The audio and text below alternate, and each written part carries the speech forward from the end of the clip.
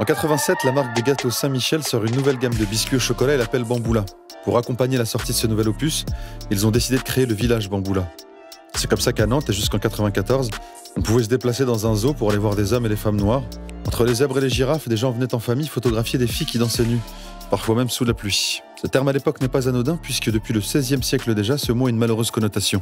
En effet, selon les travaux de la linguiste Marie Treps, il désigne une imagerie alliant la sauvagerie, le cannibalisme, la sexualité animale et la naïveté enfantine supposée des soldats noirs. Mais ce n'en était pas assez pour les équipes de Saint-Michel puisqu'ils décideront aussi de sortir une chanson. Ils l'appelleront Bamboula. Les guerriers d'Agon sont pires que méchants. Ils détestent tout, même les petits enfants. Bamboula arrivera-t-il à temps? Ah ben, c'est dessus. Son viré, son cadeau, et c'est cacao. Bamboula. Bien plus adroit que Robin des Bois. Mais alors quel rapport avec la taxe streaming? Nous avons appris que l'auteur de cette chanson raciste, Jean-Raymond Hugonet, est aussi le sénateur qui a défendu la proposition de loi au Sénat. Et nous voilà aujourd'hui plongés dans une situation kafkaïenne. Si je devais paraphraser Bernard Blier, je dirais qu'on navigue dans le sublime. Cette taxe propose de prélever une partie des fonds du bénéfice des plateformes de streaming pour les reverser au CNM, le Centre National de la Musique, qui lui est chargé ensuite de soutenir les professionnels de la musique. A priori, rien à dire.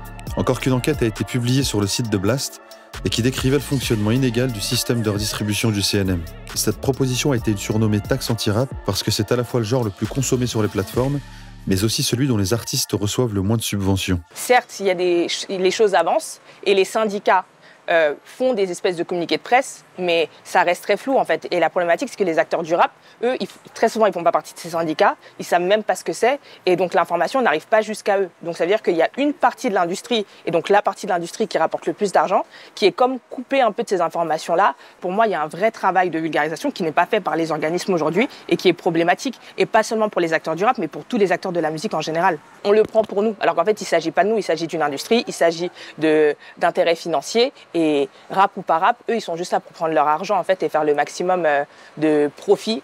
On se plaint des institutions, mais il y a aussi l'industrie en fait. Et en fait, c'est littéralement ça le combat. C'est-à-dire que d'un côté, tu vas avoir les institutionnels qui sont pour la taxe, l'industrie qui est contre la taxe. Et en vérité, c'est un peu les deux grands méchants loups qui sont l'un contre l'autre. Et nous, au milieu, et en fait, on suit le sens du vent, tu vois. Et c'est contre ça aussi que j'essaye de lutter. Pour moi, l'enjeu, c'est plus d'accompagner les acteurs du rap à comprendre comment, une fois cette taxe mise en place, ils peuvent en bénéficier en fait. Et pas forcément lutter contre, parce que là, de toute façon, c'est trop tard, mais juste de se dire, ok, on finance le CNM, bah dans ce cas-là, on va aller chercher de l'argent au CNM. Mais ce n'est pas tout à fait la proposition de loi qui nous intéresse ici.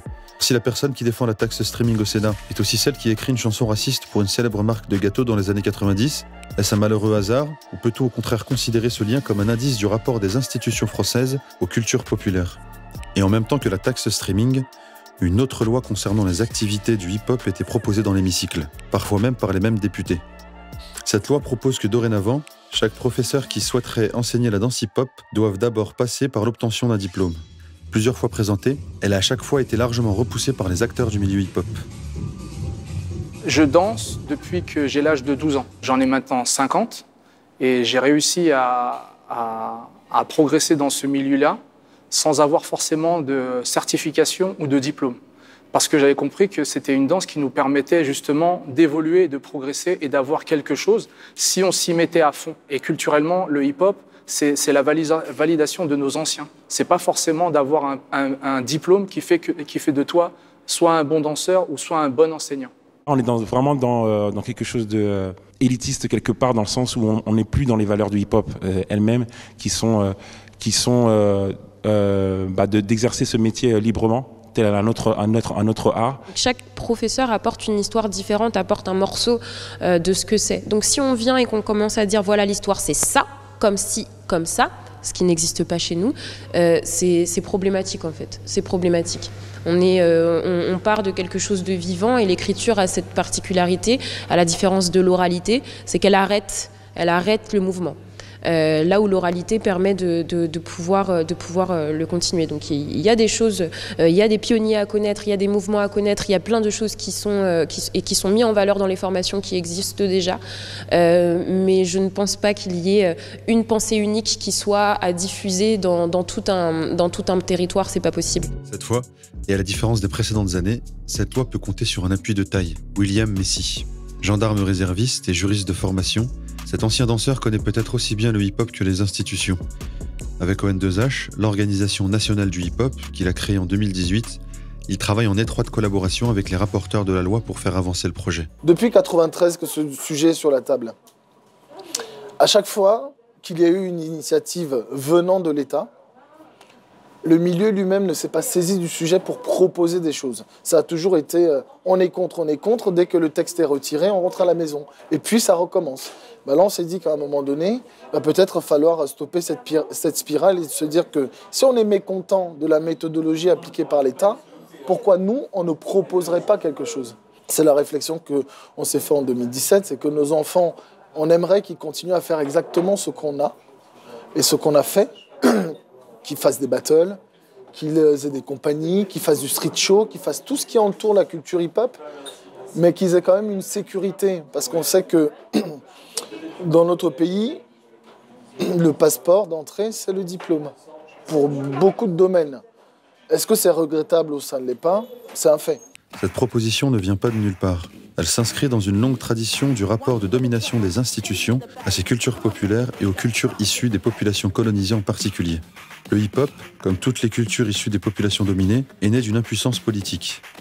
Empêché, pas moyen d'investir les champs classiques d'action citoyenne, les volontés d'indépendance et les contestations s'expriment alors dans des modes d'expression culturelle. En 1959, le ministère des Affaires culturelles, dirigé à l'époque par André Malraux, finance la construction de centres culturels français en Afrique. Dans un rapport déposé par Émile Biasini, l'administration coloniale propose d'établir dans chaque zone importante une base culturelle de départ, un centre de diffusion et de rayonnement de la pensée de la culture française. En d'autres termes, une maison mère. Ils vont aller très vite en besogne, dans le sens où il va très vite avoir une école, comme une maison mère. De cette maison mère, certaines personnes vont devoir mendier pour être donc, les formateurs dans cette école mère. Tout ce qui est subvention, tout ce qui est voilà, c'est dans cette maison. Donc c'est-à-dire c'est le plein, ça s'appelle les pleins pouvoirs. Parce que dans le jazz, c'est ce qui s'est passé. Okay, il y a eu une école à Paris qui avait les pleins pouvoirs. Okay, et donc à partir de là, que tu habites à Lille, que tu habites à Marseille ou au Perpignan, je suis désolé, même si tu as une école depuis 30 ans, tu es obligé de passer par la maison mère. Aujourd'hui, il existe des formations, des écoles qui ont un certificat diplômant, d'accord, et ça existe, on peut s'en contenter. La culture, de la façon qu'elle est née, de la façon qu'elle a combattu, elle ne veut pas de ton diplôme. Toi, tu veux ce diplôme, je comprends. Tu sais, nous, à la rigueur, on n'est même pas contre toi. Parce qu'on comprend très bien ce que tu veux. Mais ne parle pas à notre nom, parce que nous, on n'en veut pas en fait. Et on te dit pourquoi. Parce que c'est libre de droit en fait. On ne m'a jamais démontré à quel point le hip-hop se développe en dehors du cadre institutionnel. Dans ce cas-là, on se lève, on prend son carton, on le met dans la rue, parce que tous ceux qui dansaient sur les cartons, je ne les vois pas. Dès qu'ils ont pu entrer dans les théâtres, ils y sont allés. Dès qu'ils ont pu avoir des subventions, ils ont pris ces subventions. Dès qu'ils ont pu sortir de la rue, ils sont sortis de la rue. Nous, on pensait que c'était une chance de voie de professionnalisation par rapport à entrer dans les théâtres. Mais on a vite compris que petit à petit, il fallait rentrer dans les théâtres avec un diktat du monde contemporain, de la danse contemporaine, et qui voulait, c'était pas un échange d'égal à égal, c'était plutôt on va vous mettre sur les rails et vous conduire dans une voie qui va de plus en plus être scalée aujourd'hui. Et là, en l'occurrence, maintenant, si tu vas voir un spectacle hip-hop, c'est clairement de la danse, parce que maintenant, ils l'ont nommé, c'est de l'hybride. C'est complètement diffus. Il y a un peu de danse hip-hop, mais c'est plus tel que c'était à l'époque. En fait, nous, on a la sensation que avec l'exemple du jazz qui a déjà eu son histoire avec un diplôme d'État, ça a complètement brisé l'évolution d'une danse qui était vouée à à avoir une esthétique propre à elle. Donc voilà, donc le jazz est mort parce que le jazz, la force, l'énergie du jazz, c'est qu'encore une fois, c'était pareil. Tu aurais vu les salles de danse pleines à craquer de gens qui aimaient Fame ou Dirty Dancing, qu'est-ce que j'en sais, tu vois. Le diplôme d'État a tué tout ça parce que tout d'un coup, les gamins montaient, encore pareil, ils montaient à Paris pour le diplôme d'État. Ils redescendent chez eux, ils ouvrent des écoles, enfin les parents ouvrent des écoles, bim, la petite elle a 20 ans et bim, elle a le diplôme d'État, qu'on met fièrement comme ça. Voilà, au revoir le jazz. C'est pour cela qu'il faut que ces acteurs participent de ces groupes de réflexion. Qui sera dans les centres de formation? Ce sont ces acteurs de haut niveau qu'on a déjà aujourd'hui. C'est une opportunité pour nous de renforcer encore nos bases, j'ai envie de dire. Donc c'est des éléments qui nous motivent quand même dans la défense de ce texte. Est-ce que vous avez été mis autour d'une table avec des autres camarades, etc. Non. Pour discuter de ce truc? Non. C'est simple, non. Bien sûr que non. Bah oui, parce que si j'avais été consulté à la rigueur, on aurait eu un discours, voilà. Non, pas du tout, bien sûr que non. Si c'était vrai, moi je n'ai pas d'intérêt à mentir parce que je m'en fous, déjà. Et donc, non, bien sûr qu'ils ne m'ont pas consulté, bien sûr que non, parce qu'ils sauraient déjà, dès le départ, que je n'aurais pas été d'accord. En fait, ils ont, selon leur discours, ils ont éloigné justement certains anciens, parce qu'ils savaient déjà qu'on allait dire non. Donc du coup, ça aurait été ce qu'on appelle un frein. D'accord? Donc c'est pour ça qu'encore une fois, si je me mets à leur place, moi non plus, je ne me serais pas consulté. C'est extrêmement paternaliste. Venez, on va vous apprendre à être des adultes, finalement. Et pour être adulte, il faut un diplôme. Donc c'est... Oui, enfin, la résonance avec une dynamique coloniale, elle se fait très facilement. Et c'est aussi des discours que le hip-hop, que le dancehall, que le crump, sur lesquels ces mouvements-là, à travers la musique, à travers le graphe, à travers la danse, ramènent de la conscience sur ces questions-là. Donc est-ce qu'on est prêt à faire face à tout ça? Est-ce que dans les écoles où on va donner un diplôme d'État, est-ce qu'on va parler de ces dimensions-là? Si oui, sous quel angle? Toutes ces questions, on aurait dû y répondre avant de positionner une loi. Le hip-hop est passé en quelques années d'une musique marginale, réservée aux seuls banlieusards, au genre le plus écouté en France. 80% des moins de 25 ans disent écouter du rap. T'imagines mettre la main sur quelque chose, en plus les sanctions, c'est tout bon. Et en plus, encore une fois, l'État a besoin, parce qu'en fait, je pense qu'il faut comprendre l'État. Partout où il y a quelque chose qui circule et qui engendre tellement de revenus, et qu'il n'a pas la main dessus, je suis désolé. Ça ne peut pas marcher, tu vois. Et donc, et quelque part, ils sont en train de se dire, ça a assez duré, au fait. Ça a assez duré, 40 ans, je pense que ça va, quoi. Maintenant, il est temps qu'on mette la main dessus. Parce que, encore, c'est ce que les gens ne comprennent pas, c'est que le diplôme d'État, ce n'est qu'un prétexte pour ouvrir, pour s'accaparer tout. Il faut choisir. C'est ça que je ne trouve pas très honnête. C'est ça que je ne trouve pas très honnête dans le raisonnement intellectuel qu'il y a derrière tout ça. Il faut faire des choix. Il faut faire des choix. Soit on dit c'est totalement libre, mais dans ce cas-là, on va jusqu'au bout de la logique. Le hip-hop est déjà institutionnalisé depuis les années 90. C'est une réalité. On ne peut pas vivre dans un pays comme la France sans les institutions. Mais c'est plus une collaboration. Okay, et encore une fois, comment on appelle ça, l'institution, quelle qu'elle soit, si elle s'intéresse à nous, on est là. On ne vient pas de naître, on est là.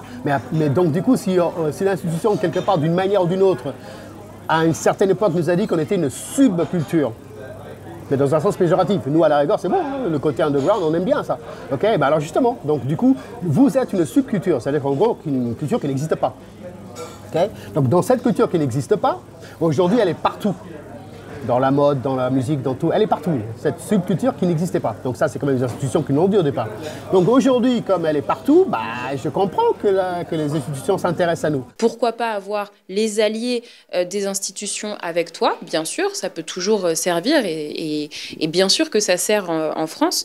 Mais le fait qu'un diplôme d'État ait une obligation avec une mise à l'amende, soit l'évolution naturelle du hip-hop, je ne vois pas qu'est-ce qu'il y a de naturel là-dedans, en fait. C'est vraiment la sensation d'un contrôle d'une culture, par le biais d'un aspect de la culture, qui est uniquement la danse. Mais quand on parle de danse hip-hop, ça fait partie d'une culture. On ne peut pas stopper quelque chose qui est culturel. Cette main qui veut se mettre sur le hip-hop ressemble quand même fortement à celle qui s'était posée déjà sur les pratiques culturelles des anciennes colonies. Les indices, toujours. On a retrouvé une des députées qui défendait le diplôme d'État. C'est un projet de loi sur la reconnaissance du diplôme d'État de hip-hop breakdance. La même qui racontait à la télévision ses aventures avec un chauffeur de taxi algérien. En arrivant dans votre émission, j'étais dans le taxi a compris, comme je téléphonais, que j'étais députée. Il m'a tout de suite demandé ce que j'avais voté. Ce que j'avais voté pour la loi immigration, je lui ai dit pour, il était d'origine algérienne. Et il s'est retourné et il m'a serré la main au feu rouge. Arrêtez. Il m'a serré la main en me remerciant. C'est pas que la chanson le problème, c'est surtout ce que ça nous dit sur les mécanismes. Parce qu'ils disent tax streaming, loi immigration, diplôme d'État. Et peut-être qu'au fond, dans leur garage, avec leur groupe de rock, le week-end, juste pour déconner, ils disent...